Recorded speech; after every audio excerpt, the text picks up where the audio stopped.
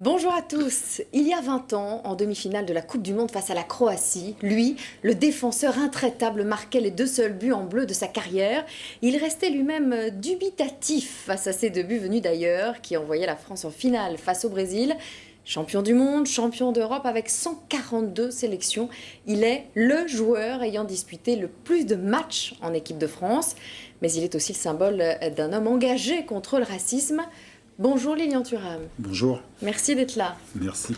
Alors nous allons parler du match que vous jouerez mardi avec tous les champions 98 pour célébrer les 20 ans de la victoire de la France. Match diffusé mardi donc à 21h sur TF1. Et puis nous parlerons aussi de l'imminent mondial 2018 et puis des 10 ans de votre fondation. D'abord, le mondial 98, c'était hier. Yesterday. Alors en ce moment, on ne vous parle que de la Coupe du Monde 98, j'imagine. En même temps, ça fait 20 ans qu'on vous parle que de ça, non? Mais c'est vrai que je pense que tout le monde a hâte de faire la fête le 12 juin. Et moi c'est exactement la même chose. J'essaie de me préparer pour être à la hauteur de la situation. Oui. Voilà. Vous vous en souvenez de 98 comme si c'était hier ou comme si c'était il y a 20 ans? Ça vous paraît loin quand même? Mais en fait, c'est un sentiment qui m'accompagne depuis 20 ans, ce sentiment de plénitude et de bonheur, d'avoir réalisé quelque chose d'extrêmement fort, parce que c'était un rêve d'enfant. En fait, vous avez fini par comprendre ce qui vous est arrivé face à la Croatie, pour que vous marquiez 2 buts et sauviez la France. On se souvient tous de votre célébration. Mais en fait, et vous êtes dubitatif, quoi, c'est ça? Ah mais complètement, je pense que en fait, si ça a marqué les esprits, c'est parce qu'en fait, tout le monde avait compris que je ne comprenais pas grand-chose. Moi-même, je me posais des questions à savoir qu'est-ce qui est en train de se passer. Et je dis très souvent que j'ai l'impression que quelqu'un a pris ma place à ce moment-là. Oui, parce que... alors il y en a un qui dit que vous avez pris sa place. Regardez, écoutez votre compagnon, Djorkaeff, il en parle de ce moment-là. J'ai 2 options, je peux contrôler, frapper pied gauche. Et là, je sens un truc arriver dans mon dos, comme ça. Et je suis extérieur au pied droit. Du coup, je vois un mec black. Thuram. Voilà, personne en fait n'en est revenu. Mais moi aussi, hein. Ouais. C'est pour ça qu'on est sur la même longueur d'onde. C'est vrai qu'effectivement, Yuri, je le connais depuis très longtemps, nous avons joué ensemble à Monaco, et effectivement, s'il m'avait vu, il m'aurait pas donné la balle, je crois. Il sait que il y avait des grandes chances que je rate. Donc voilà, c'est pour ça que je dis souvent, j'ai l'impression que c'est quelqu'un qui a pris ma place. Et puis, tout au long de ma carrière, après, j'ai essayé de faire en sorte que cette personne revienne. Mais en fait, il n'est jamais revenu. Donc, je suis resté à 2 buts. C'est déjà pas mal et c'est déjà beaucoup pour un défenseur. Donc, c'est toujours un mystère, en tout cas. Ce soir-là, on entendait des Thuram présidents sur les Champs-Élysées. C'est vrai, ça vous a touché? C'est marrant parce qu'effectivement, ça prouve à quel point le foot est quelque chose d'incroyable, quoi. Quand on échange des émotions. Et c'est beau d'avoir la possibilité de rendre heureux les personnes. Thuram, président, ça vous a traversé l'esprit ou pas? Non, pas encore. Non, pas encore. Ah. Et alors, le nombre de bébés prénommés Lilian a explosé en France après le mondial 98, tout comme le prénom Zinedine. Ça vous amuse qu'il y ait des Lilian de 20 ans aujourd'hui, un peu partout en France? Ça vous flatte? Mais effectivement, ça met de la pression en fait. Parce qu'en fait, si les parents ont choisi Lilian, c'est parce qu'ils pensent que vous êtes quelqu'un de bien. Donc en fait, vous devez vraiment être à la hauteur de la situation. D'ailleurs, ce matin, j'ai été visiter une école et il y avait un garçon qui s'appelait Lilian. Donc je lui dis attention, les Lilians doivent bien se comporter. Les Lilians sont exemplaires. Ils doivent essayer en tout cas. Alors, vous êtes devenu à l'époque chevalier de la Légion d'honneur. La France, black, blanc, beurre, était sur toutes les lèvres. Vous aussi, vous y avez cru, vous avez pensé que ça pourrait changer les mentalités? Mais ça a changé les mentalités. Ouais. Pendant la Coupe du Monde, après la Coupe du Monde, il y a eu des questionnements beaucoup plus légitimes qu'avant.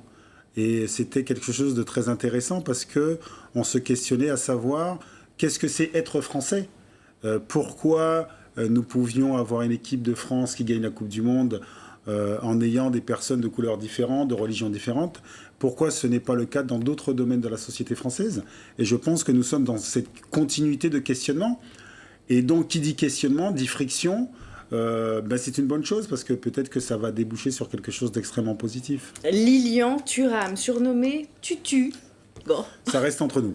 Ça reste entre nous. Mais quand même, les Italiens, vous avez donné 2 surnoms plus guerriers. Hein. Il y avait la Pantera Negra, Okay. la panthère noire.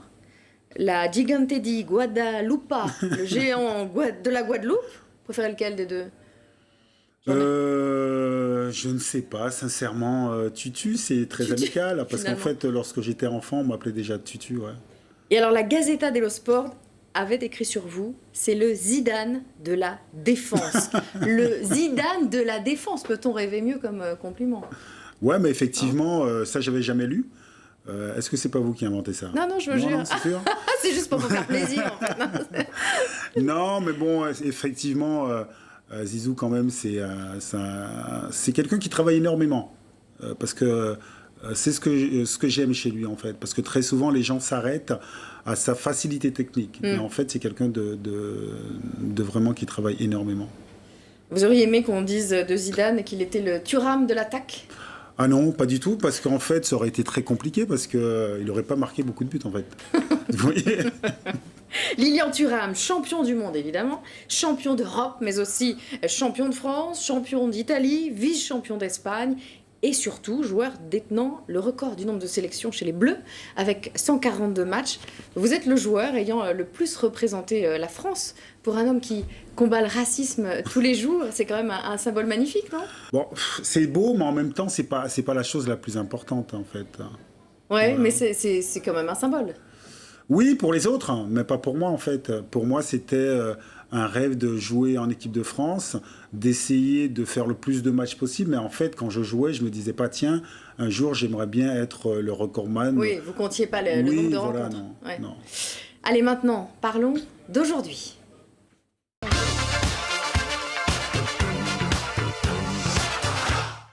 Aujourd'hui, vous fêtez les 10 ans de votre fondation de lutte contre le racisme. Faisons un bilan. Vous trouvez que le racisme a diminué ou a augmenté en 10 ans? Non, je pense qu'il y a moins de racisme aujourd'hui. En fait, il y a plus de débats autour du racisme. Je pense que c'est ça la différence. Il y a plus de débats, donc plus de conflits d'idées. Et je pense que la grande majorité des personnes aujourd'hui sont dans l'obligation de se positionner sur ce débat-là. Et donc ça donne une sensation qu'effectivement, il y aurait plus de racisme. Mais je reste persuadé que lorsqu'on regarde dans le passé, il y a 10 ans, il y a 20 ans, il y a 30 ans, il y avait beaucoup plus de racisme dans nos sociétés. Alors depuis 10 ans, vous agissez des livres, des colloques un peu partout dans le monde, des échanges avec des écoliers, parce que bien sûr, c'est dès l'école que le racisme se combat. Il vient d'où? Des parents, forcément? Ah non, pas du tout. En fait, le racisme, ça vient de notre propre culture. C'est-à-dire que lorsqu'on parle du racisme lié à la couleur de la peau, c'est-à-dire que la culture française s'est construite sur une hiérarchie entre les personnes selon la couleur, et c'est très clair, c'est-à-dire que les personnes de couleur blanche ont été éduquées à se penser supérieures aux personnes d'autres couleurs. Oui, mais c'est donc les parents qui transmettent ça. Non, c'est la enfants. culture, ce n'est pas que les parents. C'est vraiment ancré dans tout. C'est pas simplement les parents, parce que vous pensez bien que les parents ne prennent pas les enfants, les asseyant en disant voilà, je vais vous expliquer quelque chose, nous sommes supérieurs aux autres. Non, c'est toute la culture, et ce qui est incroyable, c'est qu'en règle générale, les personnes ne se questionnent pas sur les mécanismes du racisme. C'est comme le sexisme, c'est notre culture, l'homophobie, c'est notre culture. Avant tout, c'est essayer de questionner en fait nos façons de penser, nos traditions, parce qu'elles se sont construites là-dessus. Alors le paradoxe, c'est que le foot est le sport où les joueurs ont des origines très diverses, mais où le racisme est également très présent, avec parfois des cris de singe quand les joueurs noirs ont la balle au pied. En Russie, où le racisme est présent aussi, ça risque d'arriver, non? Ça risque d'arriver pendant la Coupe du Monde, Ouais. oui, peut-être. Mais vous savez, encore une fois, le football n'est que le reflet de la société. Et en fait, on se trompe en pensant qu'il y aurait plus de racisme dans le football que dans la société. En fait, dans la société, ça ne se voit pas. Alors que lorsque vous êtes au stade, effectivement, tous les caméras sont braquées sur les supporters. Donc dès qu'il se passe quelque chose, on en a conscience. Mais croyez-moi, moi qui suis un homme marron foncé, je sais très bien que la société, effectivement, a été construite sur ces bases pensant qu'il y a une hiérarchie entre les personnes. Et il y a plus de violence dans le fait que vous pouvez penser que tous les métiers ne sont pas faits pour vous. Vous avez plus de mal en pensant que peut-être qu'on va vous rejeter parce que vous avez une certaine couleur. Par exemple, on va rejeter votre demande pour un appartement, pour un travail. Donc ça, c'est vraiment extrêmement violent. Vous y avez eu droit, vous, à ça, au cri de singe Oui, bien sûr, lorsque j'étais joueur de foot en Italie. Encore une fois, c'est essayer de comprendre le pourquoi des choses. Alors, quand on est sur le terrain et qu'on a la balle au pied, ça doit être compliqué de rester serein et d'avoir une réflexion là-dessus. Mais en fait, moi, c'était pas compliqué pour moi, parce qu'en fait, je savais exactement ce qui se jouait. Ouais. Vous savez, pendant des siècles, on a expliqué que les personnes de couleur noire étaient le chaînon manquant entre les singes et l'homme blanc. Et donc, de façon inconsciente, cette idée est restée dans les sociétés. Et donc, moi, je comprenais que ces personnes avaient un problème, et à aucun moment je pensais que moi j'avais un problème. Je pense que c'est très important de dire aux enfants qui pourraient subir le racisme qu'en fait ce sont les racistes qui ont un problème. Par exemple, très souvent, lorsque je parle de racisme à mes enfants ou à l'école, je dis voilà, vous savez, les personnes noires n'ont pas de problème. Ce sont les personnes blanches qui sont racistes qui ont un problème. Et c'est eux qu'il faut soigner. Ça, c'est... Et donc, en fait, quand vous avez cette attitude-là, donc en fait, c'est très facile de jouer. Et que peut-on dire à quelqu'un qui fait remarquer, mine de rien, qu'il y a très peu de blancs en équipe de France et que cette équipe de France, elle ne ressemble pas exactement à la France? Vous l'entendez ça aussi? Oui, mais bien sûr, on l'entend, ou certains peuvent le penser en silence. Mais en fait, il faut simplement dire à ces personnes que, en fait, il n'y a pas de lien entre couleur de peau et nationalité. Et alors, dans le cadre de votre lutte contre le racisme, vous publiez aux éditions Delcourt le tome 2 de Tous Super Héros, intitulé La Coupe de tout le monde, une bande dessinée qui évoque l'arrivée dans un village de France de migrants. Et la maîtresse va expliquer de quoi il s'agit aux enfants, et tout va se terminer avec un match de foot. Le football, ça résout tout pour vous? Ben, le football ne résout pas tout, mais le football crée des liens. Et ça, c'est très important. Lorsque vous avez cette victoire dans la Coupe du Monde où tous les Français se retrouvent sur les Champs-Élysées, mais en fait, c'est des liens partagés, c'est des sentiments partagés. Et je pense que très souvent, on ne dit pas assez aux personnes que nous sommes des êtres d'émotion avant tout. Donc, il faut créer le lien, l'émotion qui va faire en sorte que nous voyons comme faisant partie de la même équipe. Et donc, en fait, le football crée ces liens-là. Et c'est pour ça que je pense que le sport doit être valorisé. Et parfois, on a tendance à parler du côté simplement financier du foot et pas de la puissance, justement, des liens que ça construit. Allez, maintenant, parlons un peu d'avenir. Parlons de demain. Technologic. Technologic. Mardi, vous vous amuserez à rejouer avec l'équipe de France 98. Vous vous êtes un peu entraîné? Ben écoutez, pas assez, mais j'essaierai d'être à la hauteur. Pour les 20 ans? Pour les 20 ans, oui, mais de toute façon, lorsqu'on se retrouve, c'est tellement bien. Donc, je pense que ce sera une fête extraordinaire. Attention au claquage, hein. Ouais, c'est vrai. C'est vrai que certains ont dit que le terrain serait trop grand. Moi, j'en fais partie, mais je vais essayer de me donner à fond. Voilà. De qui êtes-vous resté proche? Ah non, mais de beaucoup de joueurs. Ouais, beaucoup. Mais de toute façon, vous savez, au moins une fois par an, on se revoit et on partage un dîner ensemble. Donc, et puis après, il y a le téléphone. Donc, on se téléphone, on se raconte des histoires, on s'envoie des messages. Bon, vous avez intérêt à être bon mardi soir quand même, parce que le match est diffusé sur TF1 à 21h. Écoutez, oui, c'est ça le problème. Mais Ouais. on va essayer d'être à la hauteur.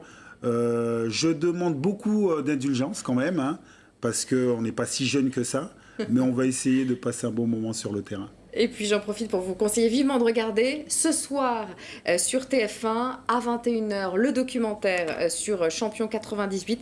98 secrets d'une victoire de Nicolas Glimois et Grégoire Margoton, dont on a vu un extrait tout à l'heure avec votre ami Djorkaeff. Demain, c'est aussi le Mondial 2018.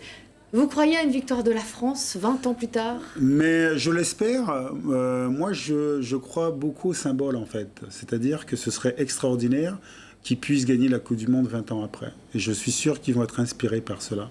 On peut gagner une Coupe du Monde sans Zizou? Je l'espère. Je l'espère, parce que sinon ce serait problématique. Non, mais il y a des très très bons joueurs, peut-être qui manquent un peu d'expérience, mais peut-être que ça pourrait être aussi leur force. Je parlais de Zizou Zidane qui quitte le Real en pleine gloire. A-t-il bien fait selon vous? A-t-il bien fait? Oui, parce que c'est son choix. Après, vous savez, lorsque vous êtes entraîneur dans des très grands clubs, c'est beaucoup de pression. Et je pense que lorsque vous regardez des équipes comme le PSG, Barcelone, Madrid, je ne suis pas sûr que les entraîneurs, en moyenne, restent 3 ans. Donc lui, il est resté 3 ans. Il a gagné 3 Champions League. Donc je pense que c'est légitime et c'est compréhensible qu'il puisse vouloir arrêter. Et comme Emmanuel Macron, vous aimeriez qu'il fasse quelque chose pour le pays? Et quoi, plus précisément? Je pense que ce qui est très important, c'est que Zizou fasse ce qu'il a envie surtout. Et vous pensez pas qu'il a un rôle à jouer en France? Non? Ben, dans quel domaine? Eh ben, en fait, ce qu'on a tous pensé, c'est que ça mettait une sacrée pression sur les épaules de Deschamps avant le mondial. Parce que il voit son successeur arriver à grands pas à la tête de l'équipe de France, avant de perdre ou de gagner d'ailleurs. Ben, écoutez, j'espère que M. Macron ne pensait pas à ça quand même. Eh bien, je ne sais pas. Ah ben, j'espère, parce qu'effectivement, ce serait très triste pour Didier Deschamps. Je pense qu'il est important de respecter le fait qu'il soit entraîneur de l'équipe de France aujourd'hui, et je pense qu'il faut l'encourager. Je trouve que c'est désobligeant de penser à cela, en tout cas. Mais je ne pense pas qu'il ait pensé ça à M. Macron. Et vous auriez sélectionné, vous, Karim Benzema? Ben écoutez, moi je ne suis pas sélectionneur. La langue de bois. Ah, pas du tout, non. Ben, je ne suis pas sélectionneur. Moi, je peux simplement peut-être expliquer pourquoi on peut être emmené à ne pas le prendre. Alors pourquoi? Mais peut-être parce qu'effectivement, lorsqu'il se passe quelque chose dans votre équipe où il y a 2 joueurs, parce qu'en fait, ce qui est très intéressant lorsqu'on parle de Benzema, on oublie toujours Valbuena. On a toujours tendance à oublier qu'en fait, qu'il y avait une problématique entre 2 joueurs. Et vous, quand vous êtes entraîneur, s'il y a une problématique entre 2 joueurs, il faut faire très attention à l'équilibre de votre équipe. Parce que ça peut créer, au sein de votre équipe, des déséquilibres. Et c'est dans l'équilibre qu'on gagne. Et donc, peut-être que quand vous êtes entraîneur, vous ne prenez pas le risque. Mais encore une fois, je veux dire, la discussion du fait que Benzema est un des plus grands joueurs au monde, ben, je pense que tout le monde le sait. Autre cas spécial, Rabiot. Vous trouvez qu'il a eu tort de refuser d'être réserviste? Mais je pense sincèrement que dans quelques années, il comprendra qu'il s'est comporté un peu comme un enfant, en fait. Je trouve ça extrêmement puéril et pas professionnel. Voilà. Vous n'auriez jamais refusé un poste de réserviste si c'était pour aller au mondial? Ben écoutez, en fait, lorsque vous êtes joueur de foot, vous savez que ça fait partie du métier. C'est-à-dire que tous les samedis, votre entraîneur sélectionne une équipe pour aller sur le terrain. Il y a des remplaçants, parfois il y a des joueurs qui sont en tribune, et il y en a parfois qui restent chez eux. Donc en fait, ça fait partie de votre métier. Donc a priori, lorsque vous êtes en équipe de France et vous êtes professionnel, vous acceptez aussi les choix de votre entraîneur. Alors Emmanuel Macron, il est allé rendre visite aux Bleus cette semaine à Clairefontaine. Que pensez-vous de l'action du président en général? Est-ce que vous faites partie de ces Français qui le jugent un peu trop de droite?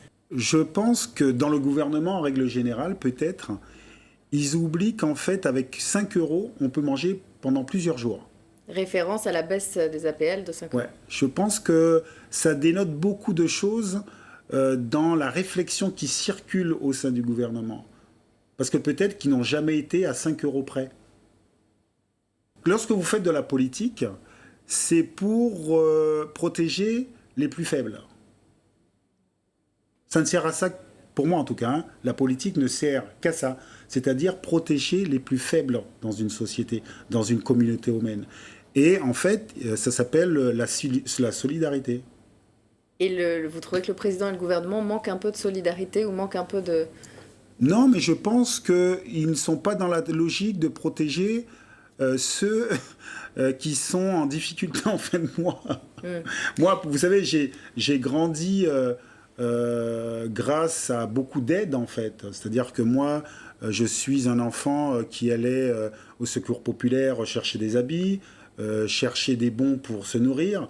Et donc, moi, j'ai une vision de société où, effectivement, il faut venir en aide aux plus faibles, aux plus démunis. Après, je peux comprendre que d'autres personnes ont une autre démarche parce qu'ils ont un autre vécu.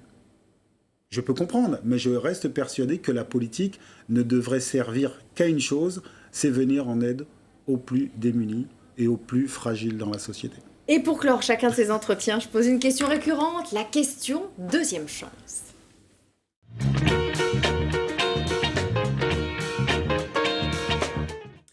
Si vous reveniez sur Terre en sachant ce que vous savez, que feriez-vous de votre deuxième vie? La deuxième vie idéale serait cette vie-là, en fait. Cette vie-là, parce que je suis extrêmement heureux de ce qui s'est passé, de ce que je fais. Et en tout cas, j'essaierai dans le futur de continuer d'être dans cet état d'esprit. Merci beaucoup, Lilian Thuram, et bon match mardi. Merci beaucoup. Merci, très bonne journée à vous, Merci. très bonne journée à tous.